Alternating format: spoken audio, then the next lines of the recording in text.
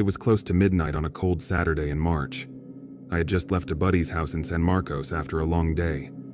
I had an early shift back in Moreno Valley, so despite my better judgment, I decided to drive home instead of staying over. I thought, how tough could it be?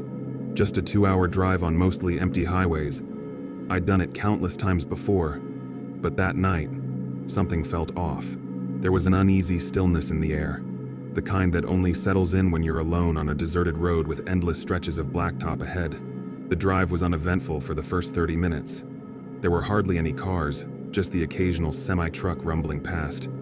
I had the radio playing softly, the gentle hum of classic tunes keeping me company. But as I moved farther from the city glow, my navigation system started acting up.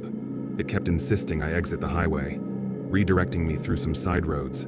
I brushed it off at first, assuming it was just a technical issue, but curiosity got the better of me. Maybe there was construction or a blockage ahead, and this route was quicker.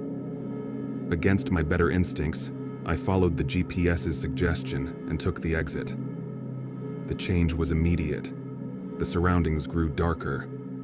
I was on a narrow 2-lane road bordered by dense trees on both sides. My headlights barely pierced the shadows, and the road twisted and turned with abrupt, sharp bends. A few miles in, I noticed my gas gauge was alarmingly low, lower than I'd realized. There wasn't a single vehicle around, not even a lone car passing by. I pressed on, hoping to find any hint of civilization. The trees seemed to close in, the road felt tighter, and a growing sense of isolation crept over me. Eventually, I saw a faint light in the distance. I let out a relieved sigh, realizing it was a gas station, one of those old, shabby ones that looked frozen in time since the 1980s. The flickering neon lights cast long shadows over the cracked pavement, and the sign above was missing several letters. As I pulled up to the pump, I noticed the place was completely deserted. There wasn't another car in sight. The only sound was the faint buzz of the overhead lights. I stepped out of my car and reached for the pump, only to realize it was one of those outdated models that required payment inside first. Muttering under my breath, I made my way to the store. The glass door groaned as I pushed it open, and a musty odor hit me immediately. Inside, an elderly man sat behind the counter, barely glancing up at me. The flickering fluorescent light above him cast eerie shadows across his lined face. I felt his gaze linger on me as I walked up to the counter and handed over a $20 bill for gas. He took it without saying a word, his eyes staying on me a moment too long. I avoided looking directly at him, turned quickly, and walked out, a chill running down my back. As I filled the tank, I couldn't shake the feeling of being watched. I turned toward the store and saw the old man staring out the window. His face was partially obscured by shadows, his expression unreadable, but something about the way he looked at me sent shivers up my spine. I hurriedly finished pumping, got back in my car, and drove away without glancing back. Back on the road, my nerves were on edge. Every muscle in my body felt tense, and the darkness seemed to press in around me. As I rounded a tight corner, my headlights caught something in the middle of the road. At first, I thought it was an animal, but as I got closer, I realized it was just an old tire. Still, the sudden sight startled me, and I swerved slightly before regaining control. About 20 minutes later, I spotted headlights in my rearview mirror. It struck me as strange since I hadn't seen another car since leaving the gas station. The vehicle was keeping its distance, but I could sense its presence. I pushed the accelerator slightly, hoping they'd overtake me, but they stayed right behind me, matching my speed. The road was too narrow to pull over, so I kept driving, my heartbeat quickening. The car eventually moved closer, just near enough for me to make out its shape. It was an old, dented sedan with peeling paint. The driver kept their high beams on, making it nearly impossible to see clearly, but I could tell they were staring straight ahead, their face obscured by the dark. My hands tightened on the steering wheel as sweat trickled down my temple. There was something deeply unnerving about the way they were tailing me, like they were waiting for the perfect moment. After what felt like hours, I spotted a dirt road branching off to the right. Without thinking, I turned sharply onto it, hoping to lose them. The car bounced over uneven terrain, rocks and potholes, while my chest pounded with fear. Eventually, I stopped, the darkness swallowing my car. I turned off the engine and waited, my breathing shallow, my ears straining for any sign of the other car. Minutes passed, and then I saw the faint glow of headlights. The sedan crept down the dirt path, moving deliberately, as if searching for me. I slouched low in my seat, barely daring to move, as it rolled past. The driver's face remained hidden in the shadows. After what felt like an eternity, the car disappeared into the night, leaving me alone in the dark.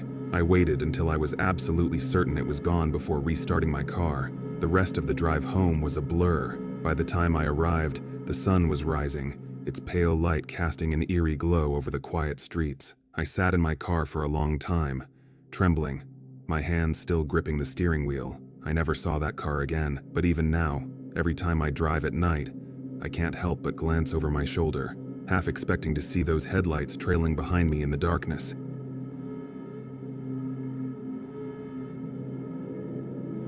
It was the autumn of last year when I went through something I still can't quite explain. I had just wrapped up a lengthy business trip in rural New York. After 3 days of endless meetings and presentations, I was more than ready to get back home. The evening was cool, crisp, and slightly foggy. Ideal conditions for a peaceful drive along the winding back roads. I left at around 8 p.m., but about an hour into the drive, hunger hit me hard. I hadn't eaten much that day, and with the fog thickening around me, I knew I needed to take a break before continuing the journey. As I scanned the road for a place to stop, I spotted a small diner on the side of the road. Its flickering neon open sign was barely visible through the fog. I pulled into the gravel parking lot, noticing only one other vehicle, a battered, rusted sedan parked haphazardly near the entrance. The building looked old and neglected, like it hadn't been renovated in decades, but the soft, warm light spilling out of its windows felt inviting. A quiet, no-frills meal seemed like just the thing I needed. As I stepped inside, a small bell jingled above the door, and I was immediately struck by an odd sensation. The diner was eerily quiet. It was empty, except for an older man sitting at the counter, sipping coffee from a chipped mug. He didn't look at me, but I could feel his presence. It was heavy, as if he were silently evaluating me. A waitress behind the counter gave me a small, polite nod and gestured for me to sit wherever I wanted. I chose a booth by the window, glancing out at the fog that now blanketed the parking lot like a shroud. The silence inside was oppressive, broken only by the soft hum of a jukebox in the corner playing an unfamiliar jazz tune. The waitress walked over and handed me a menu. She smiled faintly, but there was something distant about her demeanor, like she wasn't entirely there. I ordered a coffee and a burger. She jotted it down without saying a word and walked away. As I waited, unease crept in. The diner felt frozen in time, with vintage Coca-Cola posters on the walls, old advertisements, and even a faded smoking section sign. Despite the absence of smoke or ashtrays, the man at the counter remained motionless, his coffee untouched. After taking my order, the waitress disappeared into the kitchen, leaving me alone in the quiet room. A few minutes later, she returned with my coffee, setting it down with a brief smile before retreating to the counter. The warm drink soothed me a little, but the silence continued to weigh on me. There was something unnervingly still about the air, as if the diner itself was holding its breath. When the burger finally arrived, I tried to focus on my meal and shake off my discomfort, but halfway through eating, a sharp chill ran down my spine. I glanced up to find the man at the counter staring at me now, his cold, pale eyes fixed on mine. "Just passing through?" he asked in a low, gravelly voice, shattering the silence like glass. "Yeah," I replied, forcing a polite smile. "On my way home." He nodded slowly, his gaze unrelenting. "Not many people stop here these days," he murmured. Unsure how to respond, I nodded again and turned my attention back to my food. From behind the counter, the waitress cast me a quick, almost nervous glance, but she didn't say anything. The man smirked slightly, the corner of his mouth curling in a way that sent a shiver through me. "This road," he said, his voice carrying a strange weight, "has a reputation. People see things, strange things." "Like what?" I asked, despite the knot forming in my stomach. He chuckled, a low, unsettling sound.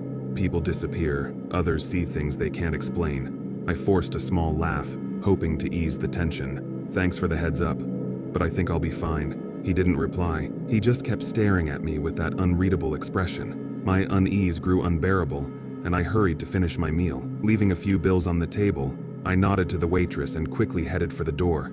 Outside, the fog was thicker than before, swallowing up the light from the diner's windows. As I walked to my car, I glanced back over my shoulder. I half expected to see the man watching me through the glass, but instead, the diner looked oddly empty, its warm glow dim and lifeless. I got into my car, started the engine, and pulled out onto the road. Relief washed over me as I put some distance between myself and that unsettling place. But as I drove, I noticed something strange. The diner wasn't in my rearview mirror. I glanced back again, but the parking lot was gone. There was no trace of the building, not even the faintest glow in the fog. My heart pounded as I pushed the car faster, the fog clinging to the road like a suffocating blanket. After a few miles, I spotted headlights in the distance behind me. Bright, piercing lights that followed me closely, no matter how fast I drove. The sensation of being watched returned, stronger than ever, as though the man from the diner was still there, lurking in the shadows just beyond the beams of my headlights. I gripped the steering wheel tightly, trying to focus on the road ahead, but the headlights stayed with me, unwavering. Eventually, the lights faded into the fog, leaving me alone on the empty highway. I exhaled shakily, loosening my grip on the wheel, but the unease never fully left me. When I finally got home, I searched online for the diner, hoping to find some mention of it, but there was nothing. No listing, no reviews, no record that it had ever existed. It was as if the place had vanished, taking its strange occupants with it. I've driven that route a few times since, hoping to spot the diner again, but it's never reappeared. Whatever happened that night remains a mystery I'll never forget, and one I'm not sure I want to solve. It was around 11:30 p.m. when I left the coffee shop. I worked as a part-time barista in a small town in Nevada, and my shifts often dragged on late. That night, I had stayed longer than usual to help close up. I knew I had an hour's drive ahead on mostly empty highways, and I wasn't looking forward to it. The only other option was crashing on the employee couch, a lumpy, stained relic that had seen better days. So I shrugged on my coat, grabbed my thermos of coffee, and braced myself for the drive. The streets were silent as I pulled onto the highway. The first half of the drive was uneventful. The radio played soft country music, and the dim glow of the dashboard lights lit up the dark cabin. There was an odd sense of peace, the kind you only feel when driving alone late at night. But that peace didn't last long. About halfway through my drive, I spotted something ahead, a shadowy figure standing near the side of the road, barely visible in my headlights. My first instinct was to ignore it, but as I got closer, I noticed the figure waving. It was a small, frantic motion, like they were trying to get my attention. I slowed down just enough to make out the shape of a woman. Her face was partially hidden by long, dark hair, and the sight of her sent a chill down my spine. Who in their right mind would be standing on the side of a deserted highway at midnight? My gut told me to keep driving, so I did. As I passed her, I glanced in my rearview mirror. She didn't turn to watch me drive away. Instead, she kept staring straight ahead, her arm still raised in that strange mechanical wave. I shook off the unease creeping through me. People did weird things sometimes, especially at night. But a few miles later, my car's check engine light flickered on. I cursed under my breath and glanced at the dashboard. My gas gauge was lower than it should have been, which didn't make sense since I'd filled up earlier. Then my headlights started to dim. Panic began to set in. I was in the middle of nowhere with no sign of help for miles. If my car broke down, I'd be stranded until morning. My grip tightened on the steering wheel as I slowed down, hoping to conserve what little fuel I might have left. The road stretched ahead, an endless ribbon of blacktop surrounded by the barren desert. Suddenly, headlights appeared in my rearview mirror. Relief washed over me.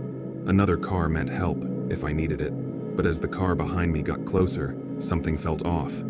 It was moving too fast, its headlights glaring in my mirror. Within seconds, it was right on my tail. I squinted, trying to focus on the road, but the bright lights made it almost impossible. The car swerved into the other lane, pulling up beside me. I glanced over, hoping to signal for help, but the windows were pitch black. I couldn't see a driver or even a shadow. The car matched my speed for a few seconds before speeding up, cutting in front of me and forcing me to brake. My heart pounded as I gripped the wheel. It was clear they were messing with me. The car in front slowed to a crawl, its taillights glowing ominously in the dark. With no way to pass and no other vehicles in sight, I had no choice but to follow. Finally, after what felt like forever, the car sped up and disappeared into the darkness ahead. I let out a shaky breath, relieved to be free of it, but that relief didn't last. Up ahead, I saw another figure. Or was it the same one? It was the woman from earlier, now standing in the middle of the road. Her arm was raised in that same unsettling wave. I slammed on the brakes, my car skidding to a stop just feet away from her. She didn't move or react. She just stood there, staring straight ahead. I sat frozen in my seat, unsure of what to do. Rolling down my window was out of the question, and there was no way I was getting out of the car. After a few seconds, the woman lowered her arm and slowly walked to the side of the road, disappearing into the shadows. I didn't wait to see where she went. As soon as the road was clear, I floored it, speeding down the highway with no intention of stopping until I reached the nearest gas station. I kept glancing in my rearview mirror, half expecting to see her standing there again. By the time I reached the gas station on the edge of town, I was shaking so badly that I could barely step out of the car. The bright lights and familiar sounds of the station felt like a lifeline, grounding me back to reality. I filled the tank, paid the clerk without a word, and drove the last stretch home without incident. To this day, I can't explain what happened on that highway. I've driven it many times since, but I've never seen the woman or that car again. Still, every now and then, when I'm driving alone late at night, I catch a glimpse of something in my rearview mirror. Just for a split second, and for that brief moment, I feel the same chill, the same unease, like I'm not truly alone on the road. If this story left you on edge, you won't want to miss our video on 3 creepy true school lockdown horror stories. Click on the video on your screen now to dive into even more terrifying tales. See you there, if you dare.